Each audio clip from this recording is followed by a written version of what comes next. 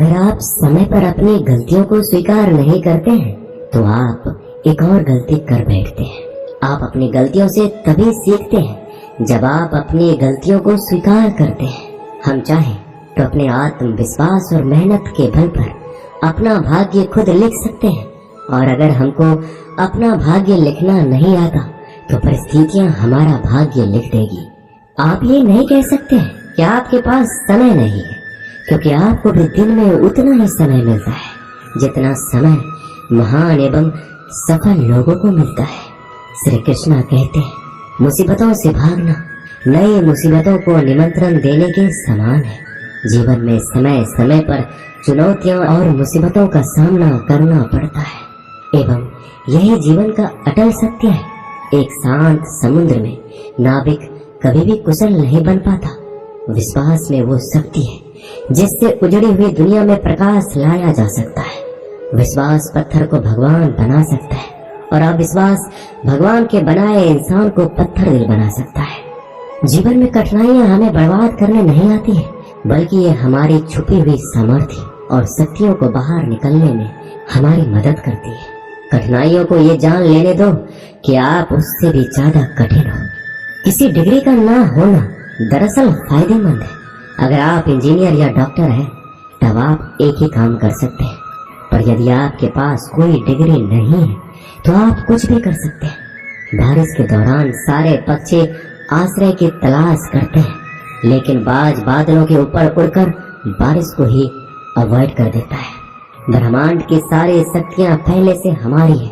वो हम ही हैं जो अपनी आंखों पर हाथ रख लेते हैं और फिर रोते हैं कि कितना अंधकार है।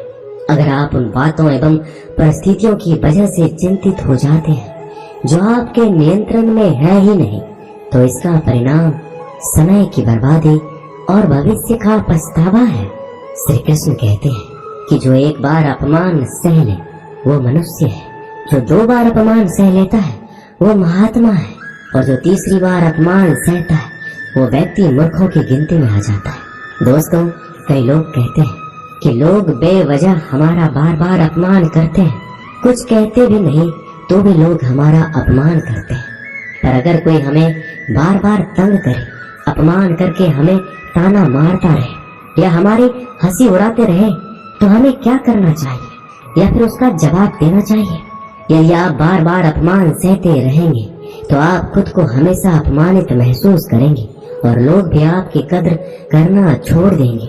कोई भी आपको कुछ भी कहकर चला जाएगा। यदि आप चाहते हैं कि कोई आपका अपमान ना करे तो आपको अपने स्वाभिमान की रक्षा खुद करनी होगी। सहनशीलता में और मूर्खता में बहुत अंतर है। जो इंसान गलत करता है, अत्याचार करता है, अन्याय करता है, वो तो पाप का भागी है ही, पर जो इंसान चुप होकर अत्याचार को, अन्याय को सहता है वो भी पाप का भागी है, क्योंकि अत्याचारी को, अन्याय को पहले बार में ही रोक दिया जाए तो उसकी हिम्मत बढ़ेगी नहीं।